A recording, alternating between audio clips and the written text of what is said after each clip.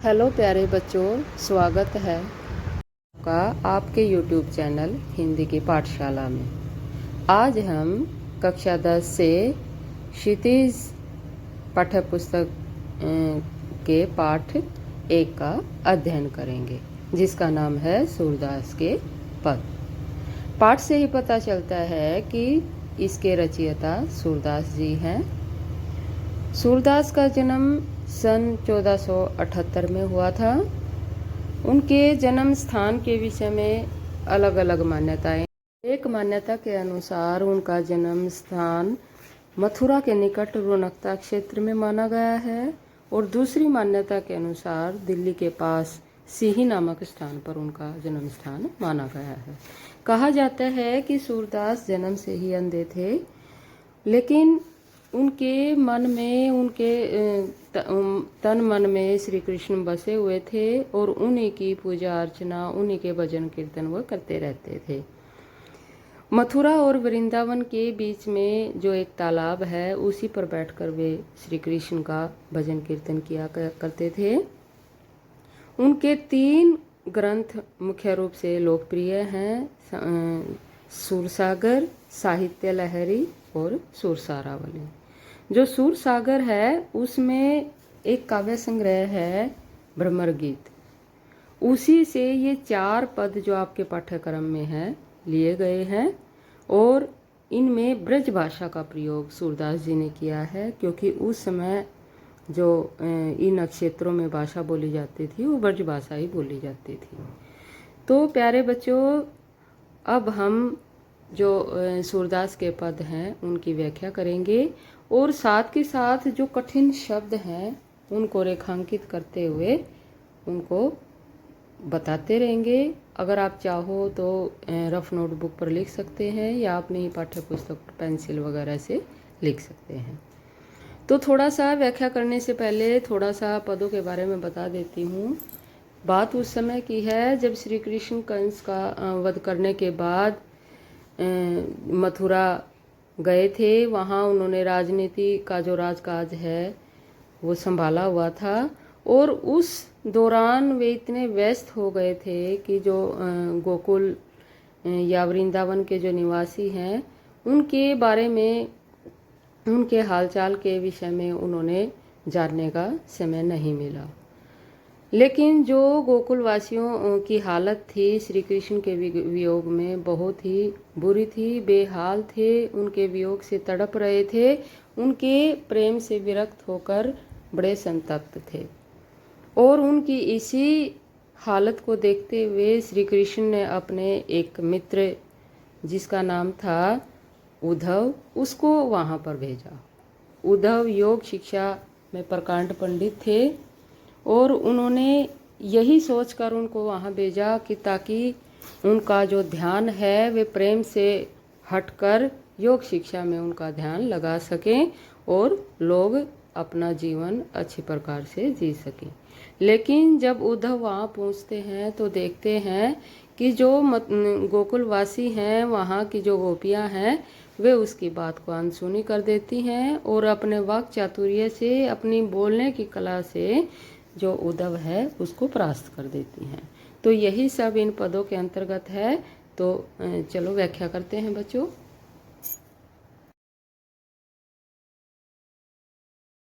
तुम हो अति बड़भागी, अपरस रहत स्नेह तगाते, नाहिन मन अनुरागी।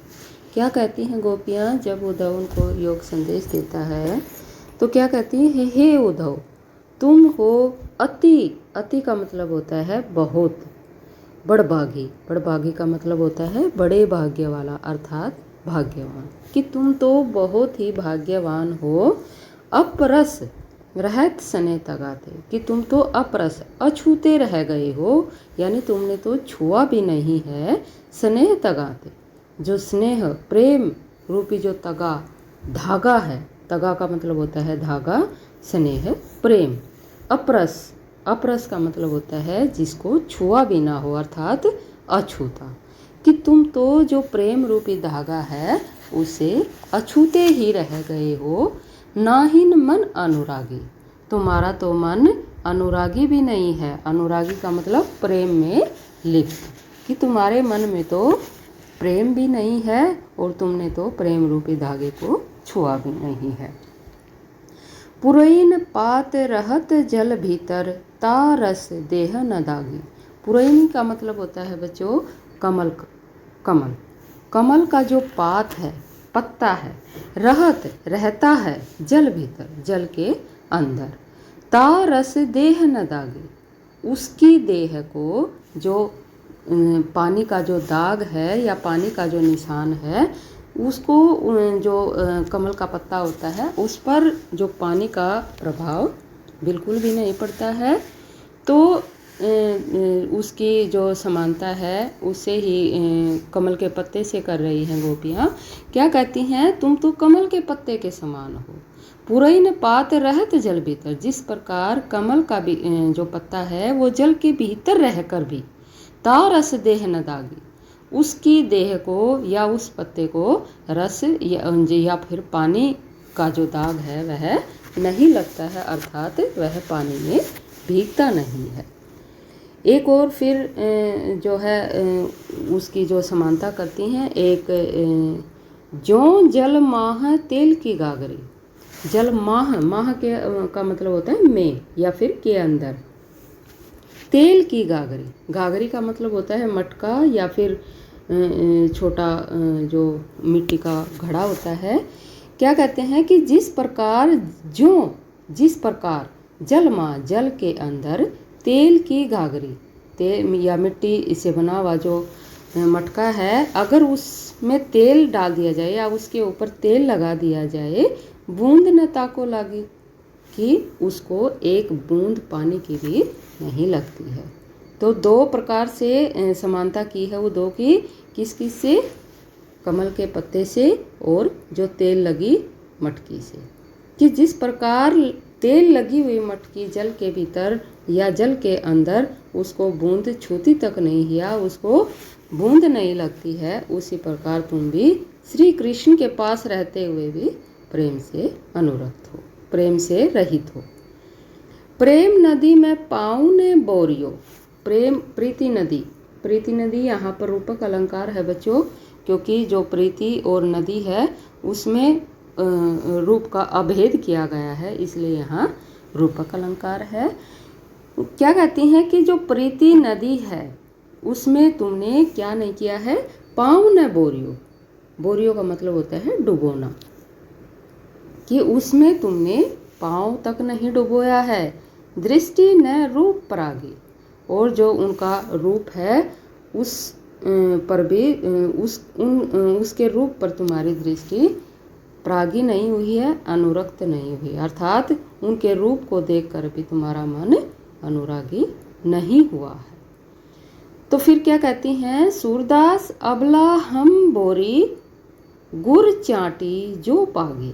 क्या कहते हैं सूरदास जी, फिर जो गोपियां हैं, हंसते हुए गोपियों की जो वाक चातुर्य है, उनके बोलने की जो कला है, उसकी तरफ इशारा करते हुए सूरदास जी क्या कहते हैं कि फिर गोपियां कहती हैं अबला हम बोरी, कि हम तो अबला हैं और बावली भी हैं, और लेकिन गुड़ चीटी जो पागी, हम तो जिस प्रकार से गुड़ पर चींटियाँ चिपटी रहती हैं, पागी का मतलब चिपटना, जिस प्रकार से गुड़ पर चींटियाँ चिपकी रहती हैं, उसी प्रकार हम भी अबलाएं बावली जो है श्री कृष्ण के प्रेम में अनुरक्त हैं। तो प्यारे बच्चों, अगर आपको व्याख्या समझ आई हो तो कमेंट करना और चैनल को लाइक करना, सब्सक्राइब करना, और अगर आपको कोई और किसी पाठ में समस्या है तो आप कमेंट करके आप मुझे बता सकते हैं। और जो अगले पद हैं 3, हम दूसरी वीडियो में पढ़ेंगे, जो पार्ट 2 है। तो बाय बच्चों, थैंक यू।